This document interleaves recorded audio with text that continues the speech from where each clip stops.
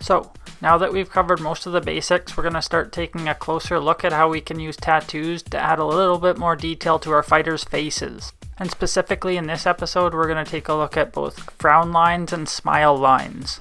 Now, I don't actually know if those are the proper terms, but I'm just going to show you on screen here what I mean when I say frown lines and smile lines. Maybe for our purposes, I'll just call it angry face. So I just pulled this random picture off the internet. So this is the same guy in both of these photos, and on the left, his facial muscles are relaxed, and on the right, he's frowning, like as if he was angry or if he smelled something bad. And when you scrunch your eyebrows in that way, you can see there's defining lines that fold in the skin in between the eyebrows. And for most people, generally it's one curving line coming upward from each eyebrow towards the center of the head. But I'll show you another example of a different style of frown line. So this is another random picture I pulled off the internet where the girl's face is relaxed on the left and frowning on the right. So it's just going to totally depend on the reference photo you're using if you're trying to copy someone's face onto your created fighter. But in general, I would say most people's frown lines are very similar to the photo of the first guy that I showed.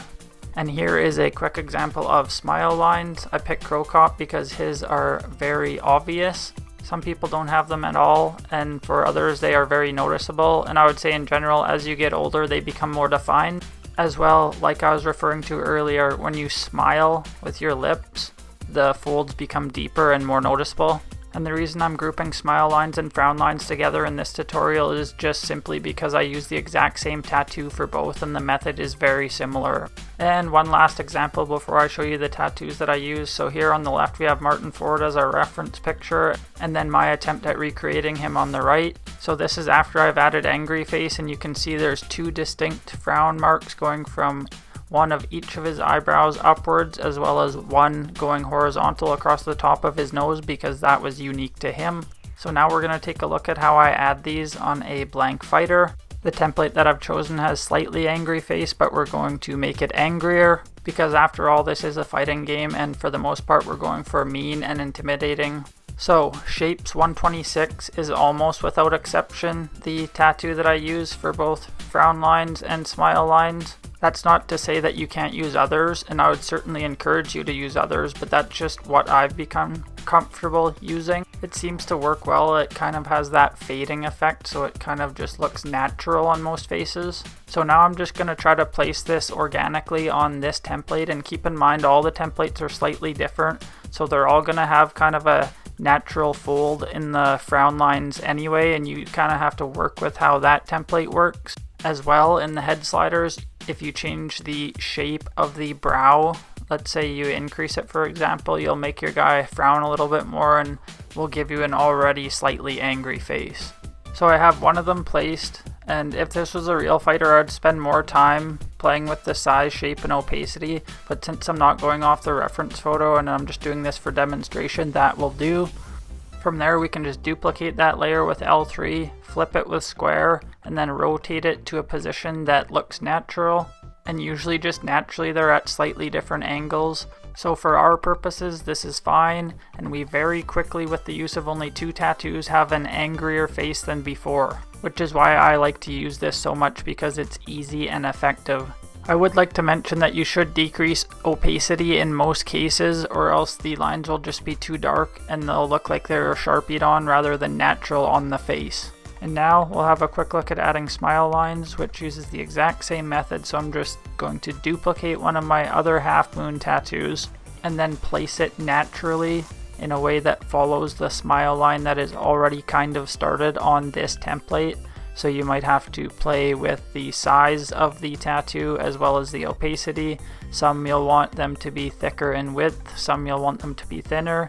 And again, we're just slapping these ones on very quickly. So I've got the first one on, I'm just going to duplicate it, bring it over to the other side to do the exact same thing. Flip it with square and then rotate it with L2 and R2 until it's in a spot that I'm happy with. And boom, we very quickly gave this guy angry face as well as deeper smile lines. And before we go, we'll take a look at a handful of examples. So here are 2 frown marks I've placed on Dwayne "The Rock" Johnson with Shapes 126. They're very dark, but in this case I wanted them to be that way to give the impression that he was very angry, especially with that signature eyebrow that he has. And pay close attention how they flow and curve right into the edge of the eyebrow. Stone Cold Steve Austin, a little bit more subtle on this one.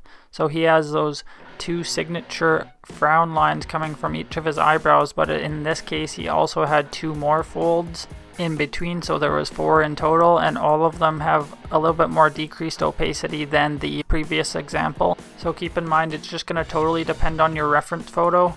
And you can also see we have 1 smile line placed on him. I was kind of going for a smirking effect, so one side of his face is a little bit more scrunched than the other, and that worked well in this case. Here we made Broly from Dragon Ball Z, and this one I didn't care if it was very dark because it was a cartoon character anyway, so I wanted to make it obvious. Very angry face, 2 very dark lines. The Hulk, another more subtle example of both angry face and smile lines. And one last example, another cartoon one, Ken from Street Fighter. 2 more deep frown marks. These ones are a little bit wider so you can see the shading go a little bit further. And coupled with the eyebrows, they serve to give us this distinct look that I was going for. And I think that's probably a good spot to end it because the next video in the tutorial series is going to be covering eyebrows. So until then, peace.